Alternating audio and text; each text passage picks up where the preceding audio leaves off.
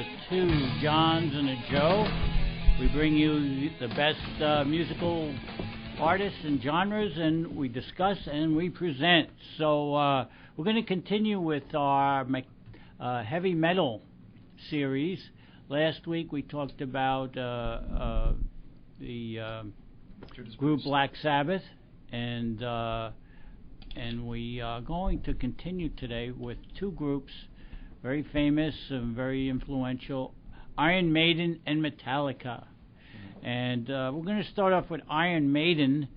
They began in 1975, and their members are Steve Harris, Dave Murray, Adrian Smith, Bruce Dickinson, Nico McBrain, and Janet Gers. It's a heavy English metal band. They came from Leighton in East London, and they are basically a very popular band. They've sold over 80 million albums, and it's basically been done without much radio airtime or TV time. So, guys, how did this happen? 80 million albums, no real radio time or video airtime. A lot of concerts. They started off as an offshoot, a byproduct of the punk scene. Right. Paul Di'Anno, the original singer, was into the punk scene. So they kind of melded the two types, heavy metal with punk, and you get the early version of Iron Maiden, which was very different from the Bruce Dickinson version. Right. It's also a sheer force of personality, besides appealing to the young kids with the punk stuff. They always had great live shows. Mm-hmm. Once they have Bruce Dickinson, they have a mascot named Eddie, right, who's this monolithic kind of figure. They've got 25 different albums. They've toured everywhere that you can. If you can plug in a guitar, big touring album somewhere, big touring group, right? Mm-hmm. Yeah, mm-hmm. They've been everywhere. Mm-hmm. Yeah, that's how they started. Right. They were a live group at the Roundhouse and all. They played all those local venues, and that's how they got the word of mouth, by giving tapes out to people who were in the music scene. Mm-hmm. So it wasn't by radio stations. It was by playing live. Playing live, and that's what a lot of artists do now. I mean, they play live. Anytime I go see a group or a concert, they play live. They have their CDs there. You can buy them after the concert or in intermission, and they get the word out. And now with websites and all that stuff, a lot of bands survive. I mean, I don't think they're making a lot of money, but they survive. They get the word out. They get the word out. Over the internet and so on. These days, it's possible to be a solo act and never tour and still keep your music alive on the internet. Right. And maybe even make a couple of dollars. Right. But there's no way that Iron Maiden could have succeeded today if it wasn't for the word of mouth. Right. If Twitter and if MySpace and if YouTube and file sharing programs had existed in 1975, Iron Maiden would have been bigger than anything. Right. And it also helps that they have the members that are in that group are very talented, mm-hmm. and they have decent sounding music. And without that, what good is being in a band? So from 75 to 78 was their beginning. But they really got popular at the end of the 70s and the early 80s. And that was the release of some of their albums. What was considered one of their couple of great albums that you would consider? It depends on who you speak to. Right. Personally, I like the years where Paul Di'Anno was the vocalist. Right. Talk about Killers. Right. The very first album. Okay. Maybe we can go see an Iron Maiden clip. Is that possible, Mr. DePiero, our producer? Okay. Here we are, Iron Maiden.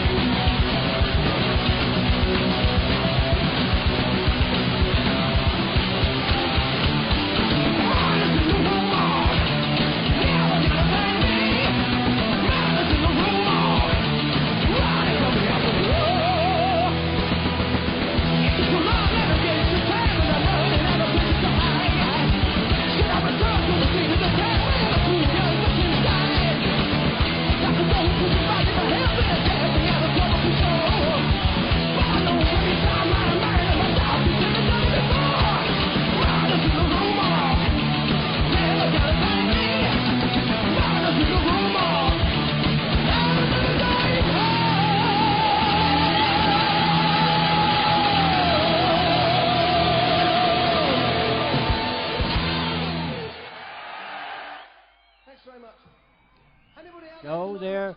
They put on a great stage show, and Iron Maiden was ranked number 24 in VH1's 100 Greatest Artists of Hard Rock, number 4 in MTV's Top 10 Greatest Heavy Metal Bands of All Time. They were inducted into the Hollywood Rock Walk whilst touring in the United States of 2005. Iron Maiden frequently uses the slogan "Up the irons" in their disc liner notes, and that phrase can also be seen on several T-shirts. Okay, so let's go over some of the discography. Their first one was Iron Maiden, 1980, followed by Killers, The Number of the Beast in 82, Peace of Mind, Power Slave, Somewhere in Time. Those first 5 albums. Any favorites there? The first two. First two. Right. A completely different Iron Maiden after Paul Di'Anno left, or was asked to leave. All right. Yeah. I like them all. It's difficult to pick. You know, some songs are just different than others. Power Slave. You know, if I had to take one on a desert island, I'd take Power Slave. I would take Number of the Beast if I had to take other than the first two. Number of the Beast. What about Seventh Son or Somewhere in Time? They deteriorated. They started deteriorating. Yeah, they No started Prayer for the Dying. And Seventh Son of a Seventh Son is a weird, kind of thing. I think there were a few songs on there that were a concept, thematic kind of thing. The clairvoyant, the seventh son of a seventh son, who's mythically empowered with, the ability to control the future and stuff like that. The quality of the stuff is lagging and wanting. See, the problem with the phase 2 of Iron Maiden was that they became too operatic. It was like, this is metal. Bruce Dickinson's operatic voices and the stage antics and so on, it became more theatrical than musical. Yeah, but they're also coming around at the height of their existence in the 80s, when their competition is a band like Motley Crue. Right. They light themselves on fire. Mickey Six made it famous by pouring lighter fluid on his red leather pants and lighting them on fire. So they have big competition. It's not really possible to just, play your songs and then get off the stage. You have to capture the audience's attention and get them to tell all their friends, hey, this is, even if you don't like the band, this is such a cool stage show, or they're never going to be Kiss. They're not going to have rockets and bombs and smoking guitars and spitting blood. But they're doing the best they can. They're trying. The funny thing about opera is one of their more well-known songs among the Iron Maiden fans is actually a song called The Phantom of the Opera. That's right. How's that for irony? Okay, 1982. The band released one of their most popular, controversial, and acclaimed albums, The Number of the Beast. 666. 666. The artwork and the title track led to Christian groups in the United States branding the band as satanic, encouraging people to destroy copies of this release. The band's manager, Ron Smallwood, later commented that Christians initially burnt the records, but later decided to destroy them with hammers through fear of breathing the melting vinyl fumes. Okay. Didn't that happen to the Beatles too? Yeah, and other groups. The claims are not restricted to the United States, however, with Christian organizations managing to prevent Iron Maiden from performing in Chile, 1992. The band denied the notion they are satanic, and they went on. So. The very funny thing about this is the idea of 666 was not invented by Iron Maiden. It comes from the book of Revelation and the Bible. Are these the same people who would say, let's destroy the Iron Maiden record because it makes mention of the number of the beast? Well, what about destroying the Bible? It seems very hypocritical. But I freely admit that I have a very libertarian view on censorship. But if you listen to all of their albums, there's nothing satanic about it. The lyrics are more very melodic. I can't remember them even mentioning things that are satanic. So I think they kind of it was overkill as far as blaming them for and that album for having satanic majesties. Mm-hmm. Okay, so let's go to another Iron Maiden, and then when we come back, we're going to start with Metallica. Okay? Good. All right. Oh, your favorite song?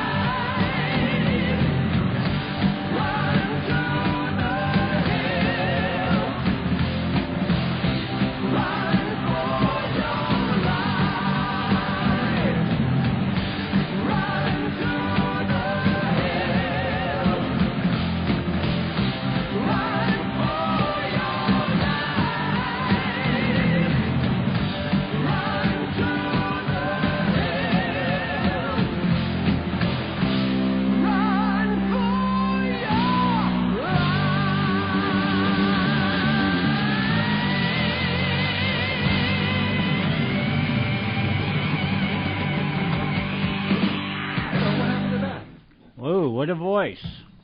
There's a power voice there. That was Iron Maiden. Run to the And now we're going to talk about Metallica. This band came out of California, Los Angeles. They came out a little later than Iron Maiden, and they started in 1981. And the band's fast tempos, instrumentals, and aggressive musicianship placed them as one of the founding Big Four of thrash metal, alongside Slayer, Megadeth, and Anthrax. Metallica formed in 1981 when James Hetfield, responded to an advertisement that drummer Lars Ulrich had posted in a local newspaper. As of 2003, the lineup features longtime guitarist Kirk Hammett, who joined the band in 1983, bassist Robert Trujillo since 2003, along with Hatfield and Ulrich. The band also has a long collaboration with producer Bob Rock, who produced all their albums from 1990 to 2003. The band earned a growing fan base in the underground music community and critical acclaim for its first 4 albums, with the third, Masters of Puppets, 1986, described as one of the most influential and heavy thrash metal bands. Now let me ask you this question. What's the difference between a metal band and a thrash metal band? In the first 30 seconds of hearing any Metallica song, you're going to hear the immediate difference. Thrash is all about the attitude. Thrash is kind of more like punk, in the sense that it doesn't matter that you're a great musician. It matters that the tempo is fast, the aggression is right there in your face. The vocals are not as melodic as you might hear with an Iron Maiden or even with a Judas Priest. It's about aggression and about some of the, I might even buy the argument that there's more satanic lyrical themes in thrash metal than there would be in regular heavy metal. But that's beside the point. It's about the aggression and about the context of the sound. Okay, so they were also involved in a lawsuit against Napster. Oh, yeah, don't get me started on that one. All right. I think that was Lars. That was Lars? All right. Sometimes that happened success in goes to 2000. your head. Yeah. And they won it, didn't they? They did. Yeah. Yeah, unfortunately. They were on the wrong side of the people, and it took them a long time to earn the trust back of the common fan. Metallica has always been the quintessential thrash band, the quintessential speed metal band. They were, aggression from the time that they put out their first demo, No Life to Leather, with Ron McGovney and Dave Mustaine. After the Black Album in '91, they cut their hair, and everybody, including me, made fun of them for it. And it was like Samson, some of their strength, got sapped when they put out Load. My friends and I called it, the proper name, Load of whatever. It sounded like a different band. It didn't sound like the Metallica that we grew up on. And they were a little hypocritical when they took on Napster, because very hypocritical. Very hypocritical. I couldn't believe this is the band that started in an era where it was word of mouth and tapes being passed around, and to prevent other bands from doing that was very hypocritical. The funny thing is, Lars Ulrich and James Hetfield communicated back and forth with friends in Europe, where they learned about new wave or British heavy metal bands like Budgie and Diamond Head and so on, and Whiplash, by trading tapes, by taking a word of mouth, legally purchased cassette, putting it into a tape-to-tape deck, dubbing the tape, and then sending the copy to someone else. Well, they weren't played much on radio either. They didn't get a lot of radio Not until airplay. MTV. Yeah, MTV caught on and pushed them. They were very popular on MTV. Well, radio, that's a different story. Okay. Underground radio stations and college radio stations played them, but mainstream stations didn't play them. No. And they still don't. So tell me about this Master of Puppets album, which seems to be their critically acclaimed album. Do you agree with that? Not really, but that's only my opinion. I think the earlier albums, even though they're very, very raw and rough, like Unpolished Diamonds, they seem to have more, like John said, more soul, more aggression. They became very slick as time went on, especially in the Bob Rock years, very slick. And they went along, and they made a lot of money because it was very polished. And sometimes when it's too polished, it's not what they originally had intended. Okay. So that you consider this a bit of too much production on this? Too much. All right. So, All right, Chris, can we go to see one of Metallica's videos? There's only one. There's only one. So we only got named one. What is this from? This is from And Justice for All. This was their first video called One. The beginning of the video was supposed to be a takeoff on Johnny Got His Gun, the World War I video. Cerebrum has suffered massive and irreparable damage. You never know what has happened to him. Had I not been sure of this, I would not have permitted him to live. Where am I? Father? What happened? I need help. What is democracy? What is democracy? Got something to do with young men killing each other, I believe. When it comes my turn, will you want me to go? For democracy, any man would give his only begotten son.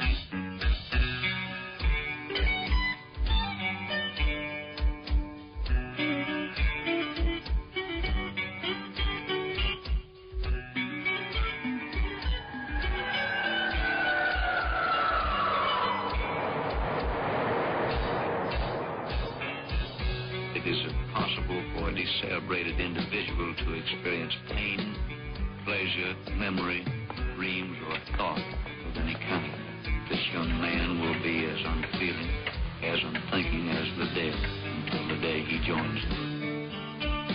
I don't know whether I'm alive and dreaming or dead and remembering. How can you tell what's a dream and what's real when you can't even tell when you're awake and when you're asleep? Where am I? I can't remember anything. Can't tell if this is true or dream. Deep down inside I feel the scream. This terrible silence stops me. Now that the war is through with me, I'm waking up, I cannot see that there's not much left of me. Nothing is real but pain now. Hold my breath as I wait. Oh, please, God, wake me. I just went ahead and chopped off everything. Oh, God. Please make them hear me. They won't listen. They won't hear me. You don't wake me up. I'll be like this for years. Hear me. Back in the womb is much too real. Improvise that I must feel. But can't look forward to repeat. That's the truth that sings in me, just like a wartime novelty. Tied to machines that make me be. 'Cause this life I'm from me. Hold my breath as I wait for thee. Oh, please, God, wake me. It's like a piece of meat that keeps on living.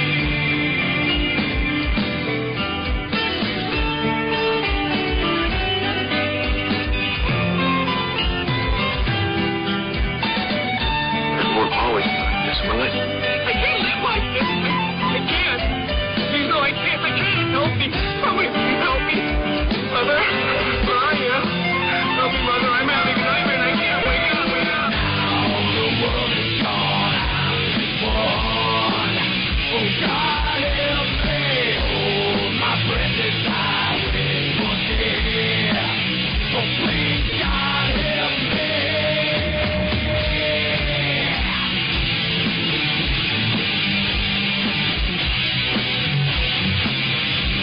Lying here like some freak in part of illusion. Here's the armless, legless wonder of the 20th century.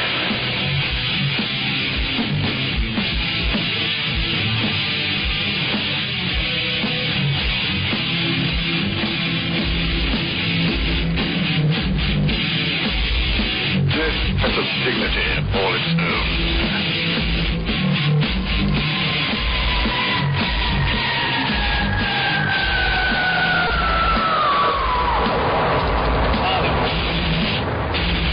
I'm in terrible trouble and I need help.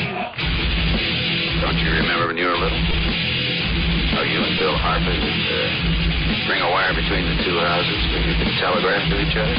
You'll remember the Morse code? Darkness is visiting me. All that I see, absolute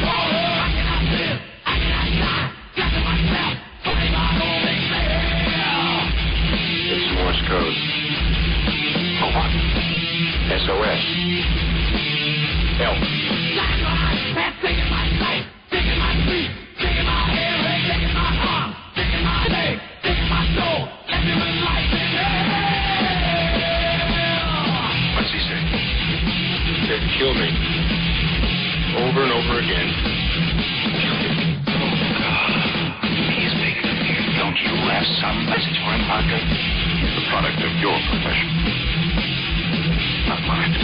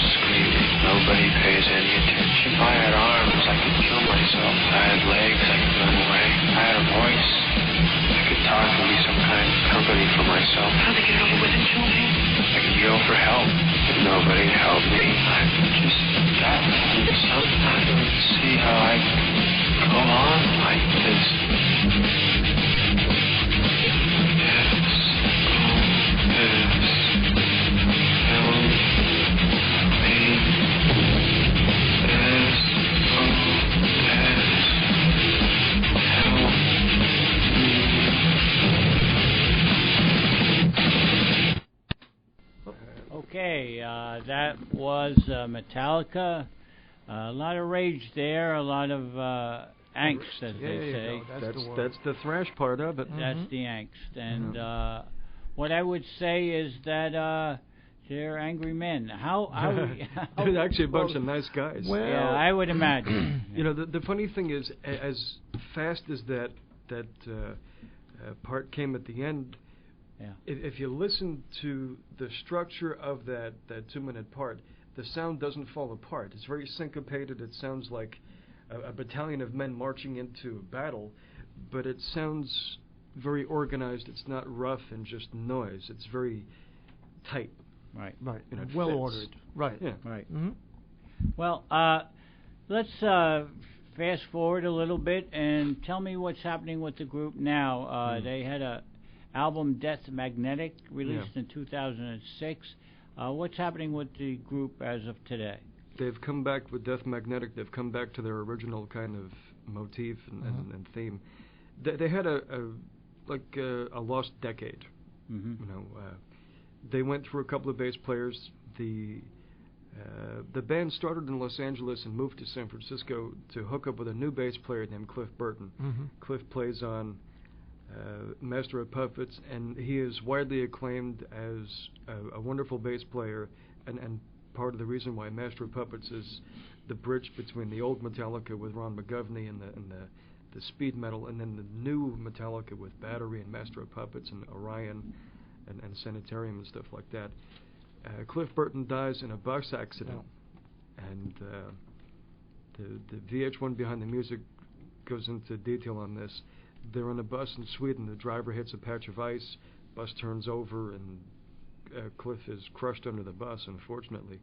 So he dies. Metallica takes a year, finds a new bassist named Jason Newsted, who played in another San Francisco band called Flotsam and Jetsam, which is another story for another day. Mm-hmm. That's a good idea. They are inducted into the Hall of Fame in 2009, January 14th, and They also they went on tour with Slayer, Megadeth, and Anthrax. The Big Four. Big Four. Yeah, 2010 June, and that originally started in late 1989 and 1990 as the Clash of the Titans tour, Right. where I don't think Megadeth played. Slayer and Anthrax and Metallica, well, maybe all four did, and they had Alice in Chains open for them. And this was a big success. All the kids came out to the shows, and the four bands didn't play together again for another 18 or 19 years until recently.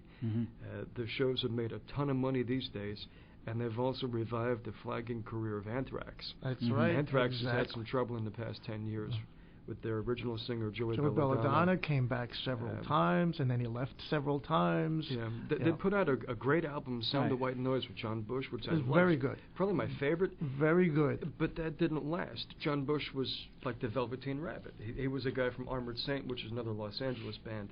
And Anthrax was a New York band, and there was just... It sounded different, and the fans wanted the original. The original, and, right. You know, can't Spreading the unring- disease, they wanted that. among the living. Right. You can't unring a bell, and you can't push against the ocean. Now you have to evolve. But Metallica definitely evolved, and after And Justice for All, they came into a huge amount of success with MTV, like Joe was talking about, with a video for Enter Sandman, and then a video for Sad But True, and then Wherever I May Roam, and then after that, they hit the peak, and then the wheels came off the wagon. They put out Load, then they put out Reload, then they got rid of Jason Newsted, their bass player. They hazed him in unmerciful ways. Right, they did. He left, though. He left on his own accord.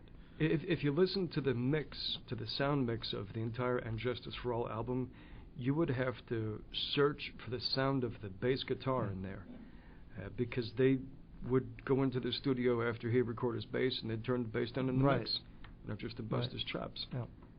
After Reload, Jason left, and he went to join a Canadian band, Voivod, for a while. That's exactly. And Hetfield had his own demons to deal with, the alcoholism and drug abuse, and he was out of the commission for several years. Hetfield was a big egomaniac, a big bully, big into drinking. Lars Ulrich was big into cocaine, and he's got what I call small man syndrome. He's about 5'5", 140 pounds, but he doesn't know that. He thinks he's 6'10", 400 pounds. He thinks he's Lars the Giant.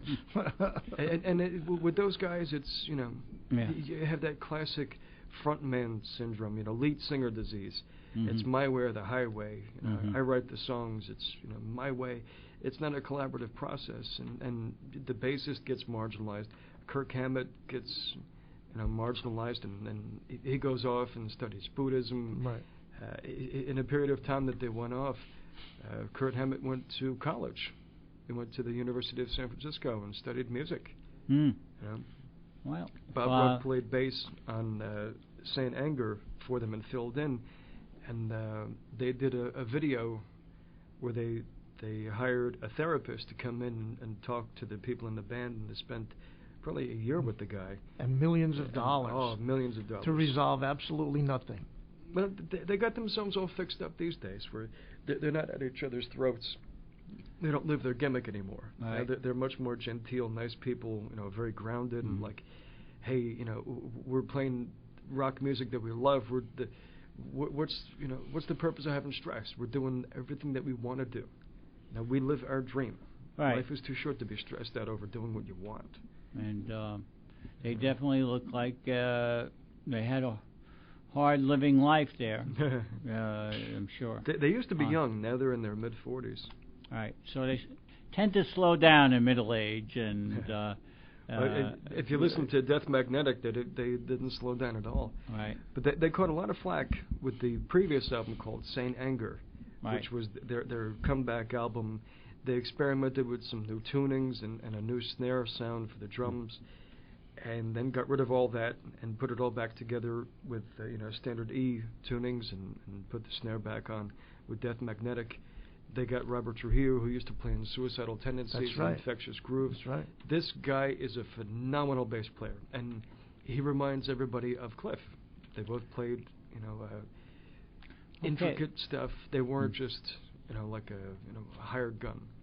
Well, we're going to conclude the show on Iron Maiden and Metallica. Any final thoughts?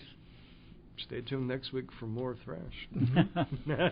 Okay, next Joe, week we'll hit the John, other three of the big four. Thank you for being on the two Johns. Always a pleasure. WHITradio.org. I'm John Patino. Have a great day.